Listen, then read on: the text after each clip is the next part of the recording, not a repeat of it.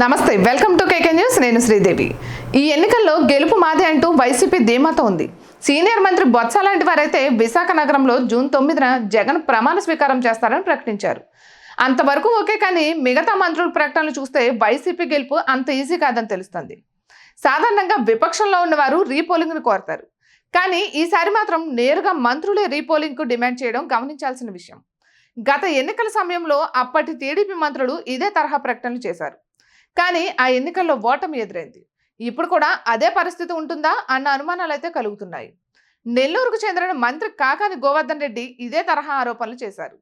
నెల్లూరు జిల్లా కలెక్టర్ కూటమికి సహకరించారని, ఎన్నికల నిర్వహణలో వారికి సాయం అందించారని ఆరోపణలు చేశారు. నెల్లూరులో వైసీపీ పరిస్థితి అంతంత మాత్రంగానే ఉంది. ఎన్నికలకు ముందు ఇక్కడ వైసీపీ కీలక నేతలంతా టీడీపీ బాట పెట్టారు. ఎన్నికల్లో టీడీపీ నేతలు సమన్వయంతో పనిచేశారు. ముఖ్యంగా వేమిరెడ్డి ప్రభాకర్ రెడ్డి టీడీపీలో చేరడం, ఎంపీ అభ్యర్థి కావడంతో ఒక రకమైన క్లిష్ట పరిస్థితి వైసీపీకి ఎదుర్కొంది. ఇప్పుడు నేరుగా సిట్టింగ్ మంత్రి జిల్లా కలెక్టర్పై ఆరోపణలు చేయడంతో ముందే చేతులెత్తేశారన్న కామెంట్స్ వినిపిస్తున్నాయి. ఇక మరో మంత్రి అంబటి రాంబాబు అయితే ఏకంగా రీపోలింగ్కు డిమాండ్ చేశారు. సత్తెనపల్లి నియోజకవర్గంలో టీడీపీ రిగ్గింగ్ చేసిందని ఆరోపిస్తూ ఎలక్షన్ కమిషన్కు ఫిర్యాదు చేశారు. అంతటితో ఆగకుండా ఏకంగా హైకోర్టులో పిటిషన్ దాఖలు చేశారు. కానీ న్యాయస్థానం ఆ పిటిషన్ను కొట్టేసింది. ఇక్కడ సైతం మంత్రి అంబటి రాంబాబు ముందే చేతులెత్తేశారన్న కామెంట్స్ వినిపిస్తున్నాయి. నర్సారావుపేట వైసీపీ అభ్యర్థి అనిల్ కుమార్ యాదవ్ చేసిన వ్యాఖ్యలు కూడా అలాగే ఉన్నాయి. పూర్తి ఎలక్షన్ కమిషన్ టీడీపీ కూటమికి సహకరించిందని ఆయన ఆరోపణలు చేశారు.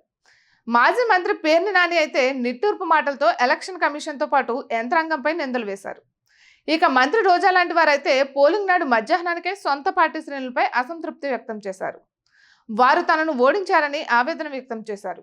ఇంత జరిగిన తర్వాత మంత్రి బొత్స సత్యనారాయణ మాత్రం ఏపీలో అధికారంలోకి వచ్చేది తామేనని ధీమాతో ఉన్నారు. జూన్ 9న విశాఖలో జగన్ ప్రమాణ స్వీకారం చేస్తారని కూడా ప్రకటించారు. ఇక విజయనగరం జిల్లాలో 9 స్థానాలు స్విప్ చేస్తామని కూడా ధీమా కనబరిచారు. అయితే బొత్సలో ఉన్న ధీమా మిగతా మంత్రుల్లో కనిపించకపోవడం ఆశ్చర్యకరం.